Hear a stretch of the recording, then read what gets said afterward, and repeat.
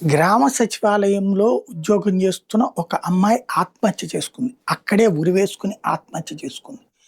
ఇందులో ఒక ఆవేదన భరితమైనటువంటి అంశం ఏంటంటే, అమ్మాయికి అనారోగ్యం ఉంది. వాళ్ళ ఫాదర్‌కి అనారోగ్యం ఉంది. వాళ్ళ తల్లికి అనారోగ్యం ఉంది. వాళ్ళు ట్రీట్మెంట్ తీసుకున్నారు. వాళ్ళ ఫాదర్ చెన్నైలో ట్రీట్మెంట్ తీసుకుంటున్నారు. డబ్బులు లేవు. ఇక్కడ ఆళ్ళ అమ్మ అంగన్వాడీ చేస్తుందట. తను ఈ సచివాలయంలో పనిచేస్తుంది. చివరికి నేను చచ్చిపోతే 60,00,000 రూపాయలకి ఇన్సూరెన్స్ చేయించుకున్నాను. ఆ డబ్బులొస్తాయి. దాంతో ట్రీట్మెంట్ తీసుకోమని అడిగింది. ఇది అసలు బాధ. ఉద్యోగులకి, వాళ్ళ కుటుంబానికి మెడికల్ ఇన్సూరెన్స్ కరెక్ట్‌గా ఉండి, ఆస్పత్రులు సరిగ్గా ట్రీట్మెంట్లు తీసుకుంటే ఇస్తంటే ఈ ఈ చావులు ఎందుకు అవసరమవుతాయి?